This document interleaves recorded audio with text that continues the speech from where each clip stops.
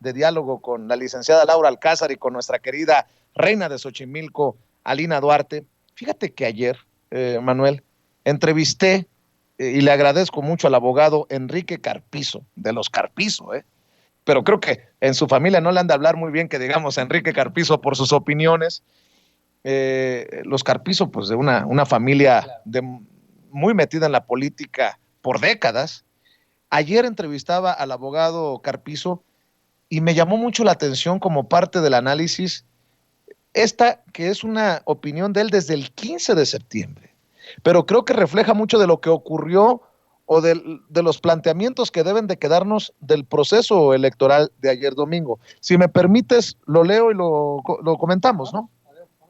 Dice, nueva forma de ganar una elección en México, entre legitimidad, pobreza y corrupción, un llamado a la oposición. Antes el candidato debía ser palomeado por las altas esferas del partido en el poder o elegido por quien tenía la facultad de dar el cargo al que aspiraba, pues mandar a la mayoría en el Congreso o en una institución era simple tráfico de influencias. Después, con la expansión de la educación y de la información en medios de comunicación, principalmente durante el sexenio de Vicente Fox, algunos partidos se percataron que no debían seguir proponiendo candidatos desechables, es decir, sin ningún mérito más que ser familiares, amigos o compadres de mafiosos en el poder. Por eso formalizaron un poco la idea de buscar personas con carisma, cercanos al pueblo para ocultar la compra del voto y la manipulación de la elección. Así, el dinero invertido era sustentable debido a que el carisma del candidato les ahorraba una inversión mayor en la compra del voto. Un secreto a voces en la democracia de México que por mucho tiempo abonó al llamado voto duro. Para desventaja de la mafia partidaria, el costo del voto se fue elevando porque algunos gobernantes o exfuncionarios, conocedores de los montos económicos y manejos reales en una elección, abrieron agencias con exquisitos servicios para ganar elecciones, servicios que presuntamente iban desde el tráfico de influencias hasta la compra de funcionarios electorales y del voto ciudadano, encuestas y medios a favor. Aspectos que engrosaron los gastos al punto que los candidatos se esforzaron más en su carisma para conseguir mayores seguidores y ahorrarse gastos a la hora de contratar servicios y comprar el voto, pues no es lo mismo pagar 10,000 votos que pagar 100,000 votos. Algunos candidatos y funcionarios al parecer invirtieron con televisoras o managers para tener novias o tratos con artistas populares y así aumentar su fama. Sin embargo, sus esfuerzos en ser famosos y aceptados se enfocaron en clase media alta y clase alta. ¿Por qué? Porque al parecer en países ajenos a México una parte de la clase alta da dinero para comprar el voto o manipular la elección con tal de verse beneficiada en contratos o licencias. El candidato con el dinero de la clase alta, empresarios o funcionarios millonarios, adquiría sus herramientas para abobar a la clase media alta y alguno que otro de escasos recursos o despistado. Lo anterior debido a que en países tercermundistas existen personas que aún se dejan cautivar por candidatos que se dan una vida de lujo a través de autos, mansiones, mujeres u hombres, entrevistas o fama de ser hábil, es decir, corrupto para arreglar las cosas, etcétera. De esa manera las elecciones caminaban muy bien. La clase media y clase baja comprendía que si la clase alta apoya a Pedro, ellos debían hacer lo mismo para no quedarse sin trabajo, pues si llega Luis, que no es el favorito del empresario o funcionario millonario, la empresa o el negocio se acababa y quedaban sin empleo. Si nos damos cuenta, tanto la clase media y la clase media alta como la clase alta eran beneficiados directos o indirectos por el partido funcionario en el poder, pero se olvidaron de la clase pobre. Se olvidaron que México es un país con más de 60 millones de pobres que como ciudadanos también votan o pueden votar. López Obrador se fijó en los pobres y ganó la confianza de la gente con menor ingreso, sin desdeño de algunos ricos. Por eso triunfó en la elección presidencial después de muchos años de hablarle al oído a los pobres. Y lo peor para la oposición no es que AMLO haya ganado, sino que al parecer no se ha perdido del todo en el poder y con el dinero público. ¿A qué me refiero? A que las mieles del poder no le han hecho olvidarse de millones de pobres mexicanos y a algunos les ha dado una pensión, apoyo o recursos que nunca habían tenido.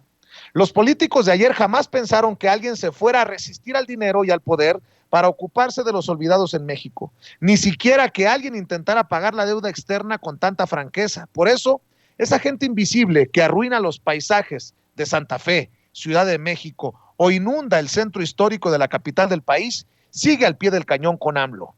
López Obrador se ocupa de los pobres y cada día les aumenta los apoyos, y si antes los mafiosos tenían que invertir 500 o 700 millones de pesos en la manipulación del voto para ganar una elección estatal, ahora deberán invertir el cuádruple, aspecto que no está siendo redituable. Los apoyos económicos a jóvenes, adultos mayores, desempleados, madres solteras, etcétera, son contundentes, y eso que solo se está haciendo lo que se debió hacer desde hace mucho tiempo. Ahora mi pregunta a la oposición es, ¿cómo piensan hacer para competir contra Morena o AMLO? Hoy las elecciones siguen siendo no de convicción por el mejor, sino de dinero, pero mucho más dinero. Y antes de responder mi pregunta, primero analicen algunas otras cosas, tales como: uno, la oposición está en manos de varios responsables de la debacle del país, y eso les perjudica y es muy difícil de cambiar gracias a la corrupción interna. Dos, la oposición está económicamente quebrada y muchos empresarios no quieren saber de ustedes. Tres, las elecciones hoy no partirán de que les hablen bonito a la gente o de que salgan en anuncios gigantes pidiendo apoyo.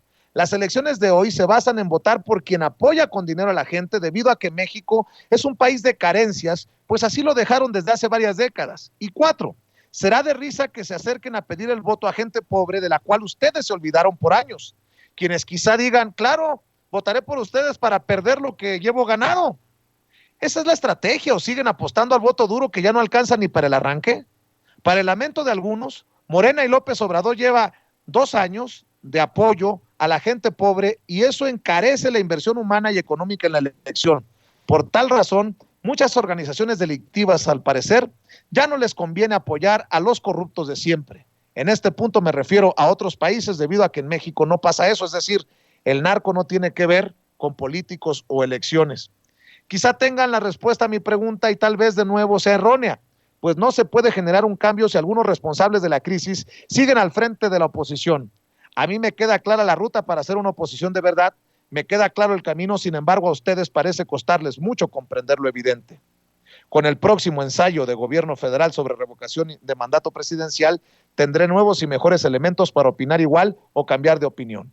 Ayer Enrique Carpizo, el abogado Enrique Carpizo, quien firma esto, me decía que no ha cambiado de opinión después de la consulta de revocación de mandato, y tampoco ha cambiado de opinión después de los resultados de ayer. Son los mismos malandros que siguen tratando desde la oposición de mantener sus cotos de poder, y les está saliendo caro. Y si no me creen, pregúntenle al PRI y pregúntenle a los malandros que seguramente están con el Jesús en la boca ahora en Tamaulipas, solo por mencionar un ejemplo, Manuel Pedrero.